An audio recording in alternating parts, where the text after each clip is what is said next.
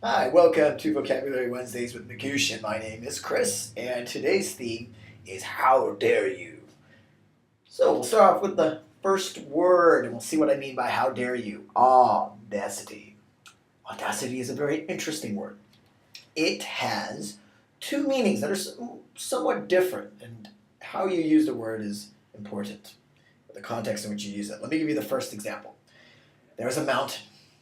And it's a difficult mountain to climb. In fact, nobody's been known to climb it before. It's not impossible to climb, but none of the locals ever really felt like climbing it. So, I am bold, and I tell my friend, together we have the audacity to climb let's just call it Audacity, Mount Audacity.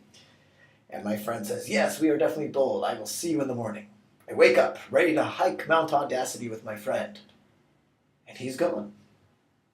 And I'm very sad, and then the locals tell me, oh, your friend actually left a few hours earlier than you did, or when you woke before you even woke up. I say, I can't believe that. I'm going to march up to the top of the mountain and figure out what's going on. When I get to the top, there's a little flag there with my friend's name. And below that a note saying, oops, looks like I was the first one to ever hike or summit this mountain.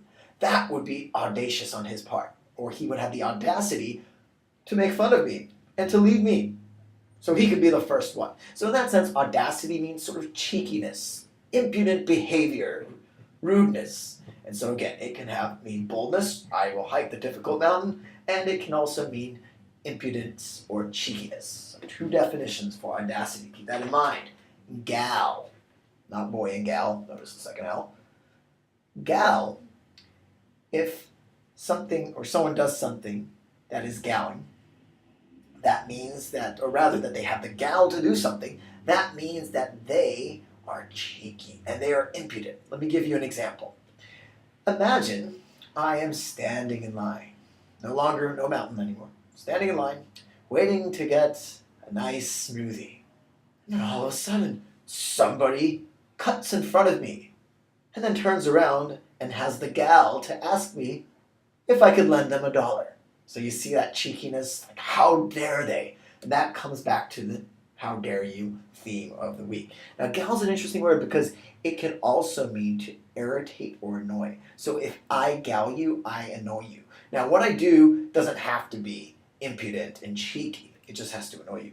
For instance, let's say I'm standing in line, recently went on vacation, checked through the immigrations, waited for an hour just to get through the line, finally get there, and then they tell me, oh, you forgot to actually fill in this one little check mark. Can you please go to the side, fill that little check mark out, and then come back? And that really galled me. Gosh, how could they do this? And so that behavior wasn't necessarily galling in the first definition, but again, it annoyed me, so second definition of galling. And for GRE purposes, either one can come up. Next, let's go back to our mountain. Dun, dun, dun, dun, dun. There's a little bit of glare, I apologize for that. Temerity.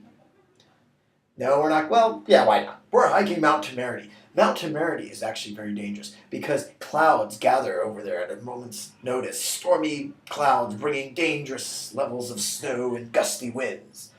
So, as a mountaineer, I want to hike to show off how great I am at hiking and mountaineering.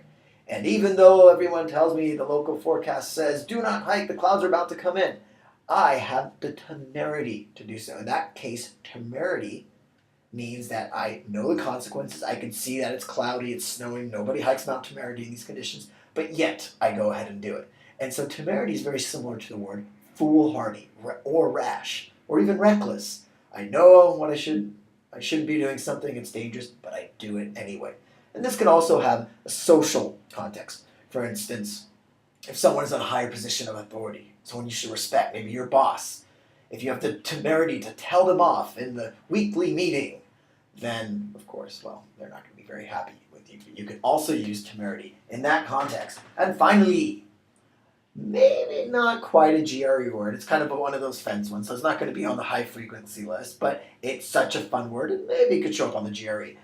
See that first C? Don't pronounce it. This word is pronounced chutzpah. It actually comes from Yiddish, and it's usually used informally, and it can mean basically cheekiness, the gall, the nerve, the audacity, second definition to do something. Chutzpah. So, a fun word to say, but in terms of how you use it, It's not very different from gal. It's sort of someone's doing something, walking right in front of you, blocking your way, then turning around, telling you to move out of their way. Again, something that galling or annoying shows that that person has chutzpah. Remember, don't pronounce the first C, kind of go chutzpah. And don't spit on anyone because, well, they'll find that galling. And I will see you next week for Vocab Wednesday.